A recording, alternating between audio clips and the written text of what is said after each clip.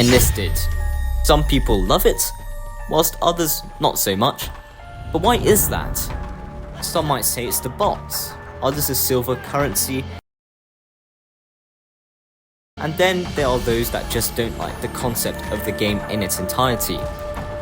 Now, I consider myself a pretty hardcore enlisted player, and I really do love this game. Today we're going to be looking at the problems with enlisted. Bear in mind, some of these might have obvious solutions and others might not have so obvious solutions, and also some of my takes might be a bit controversial, so please don't spam in the comments. So let's dive right into it. First off, we've got the BR system. Now, I have talked about this in my last video, but nevertheless, it still needs talking about. The problem with the current BR system is mainly BR3 and BR4. First off is BR3. The reason why this is such a big issue is because you, a BR3 player, can access every single match regardless of its BR. This means that if you get downed, you will have loads of fun and quite practically be quite invincible in the battlefields. Whether if you get up-tiered into a BR5 match, 90% of the time you will find yourself with much inferior equipment facing off against the best and latest weapons of World War II. For example, the Sherman 2. If you get down-tiered, you'll be able to pen any tank and they will have a real hard time trying to pen you. However, if you get into a high-tiered match, you will not only not be able to pen the tank, but the enemy tank will also be able to one-shot you from any angle. The same principle applies to almost all infantry weapons as well. Now, there are many solutions to this problem. My favorite solution would to keep BRs 1 and 2 in their own queues, as these two BRs have no major weapon jumps. Then BR3 and BR4. I think this would be a good grouping idea because there are no major weapon differences and power jumps between these two BRs. For the Americans, you get the M1 Garand at BR3 and the Johnson M1941 in BR4. The difference between these two weapons literally says everything.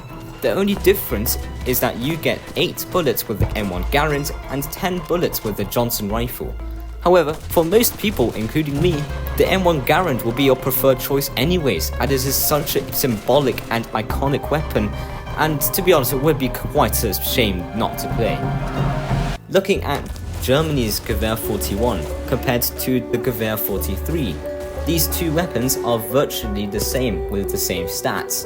They have a very similar hit power of 12 and 12.7, their recoil is basically the same, and they are both only semi-auto. Whilst I do admit that the reload speed of the Gewehr 41 is so much slower than the Gewehr 43, I still nevertheless hardly see the power difference of these two BRs. This is why I think it's a good idea to group these two BRs together into their own queue. Now for BR5. As you guessed, it's on its own, and the reason for that is just look at the power jump from BR4 to BR5.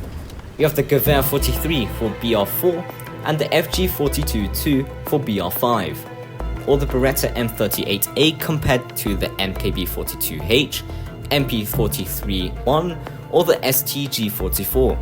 The difference in the terms of performance and power between these two sets of weapons is too big to just ignore.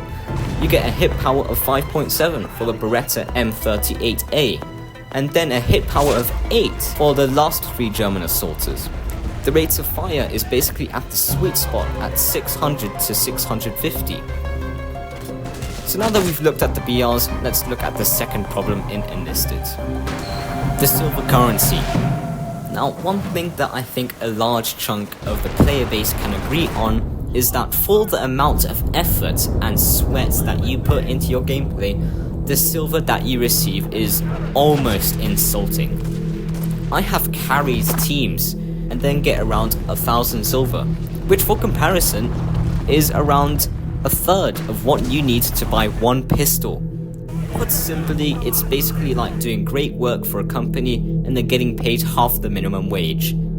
That's the problem, and the easiest solution, in my opinion, is to just increase the amount of silver that you get.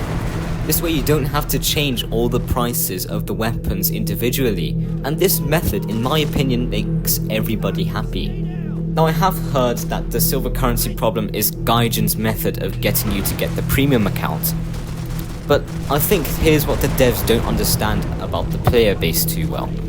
If the silver economy is trash, customization points way too rare and expensive, faulty VR systems and questionable game modes, do you really think that the player is going to want to invest real money into the game? Quite frankly, it's a very tiny minority that will actually want to do that, and most of the other players will just leave the game and never play it again. And I can say this from experience after watching several of my friends try Enlisted and then just give up because of these very problems. Now, I'm not going to talk about the Steam release, as quite frankly, I myself don't really understand what is going on. Some people are saying that it's going to be free to play, others are going to say that it's not going to be free to play, so I'm just not going to talk about it, and simply because I don't want to spread any false information. Next up, we have bugs. Now, bugs are normal in every game. However, a game can't have too many bugs, which unfortunately Enlisted does. The amount of bugs in game or on the home screen itself that I have experienced every day whilst playing this game is significant. Now, I know some of you guys will be expecting me to talk about the balance in the game, how factions will dominate matches for a few months and then lose every single match for the next few months. Take the German faction, for an example. The reason why I'm not addressing this is because it's normal for a game like this. If it was a must to make each faction exactly balanced, they would have to unnaturally change so many weapons and vehicles and maps that it would just make it feel like another COD game. Remember, Enlisted is historically based. This means that it does follow and use historical weapons. What this means is that a Stuart tank is not going to be able to pen a Tiger 1. Also, if every faction were to be completely perfectly balanced, every faction would be the same. Why would you grind the Japanese faction if you've already grinded the German faction? Because they would play the same in this scenario. What I'm trying to get to here is that it is healthy to have some sort of variety in a game like this. Last thing I'm going to talk about are the maps. There are two factors to this, and the first one is being how only certain BRs can access certain maps. Like if you're a high BR Germany or Soviets, you can't access Moscow. If you're low BR Germany, then you can't access Berlin maps. Whilst this may be historically accurate, you do miss out on some great maps. I think that all BRs should have access to all maps. Not in the way that Germany should have access to the Pacific campaign, but you know what I mean. Second factor being on how you can't choose maps.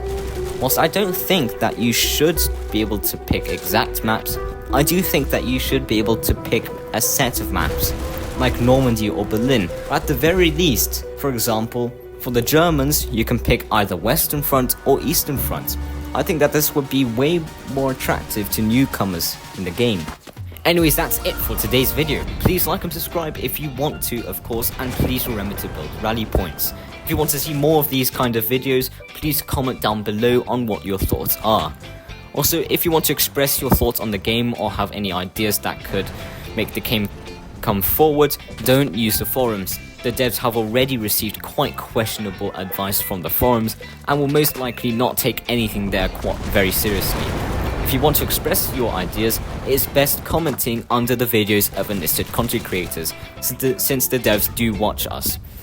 Or more popular ones, I'm not that popular yet. If you are looking for another content creator, then I would recommend Major McDonald's. He has a YouTube channel with very well made videos to watch. Even better would be to join his Discord server, link in the description. It's a great place to find people to play with, ask questions, or just have a good time in general. Anyway, see you guys next vid.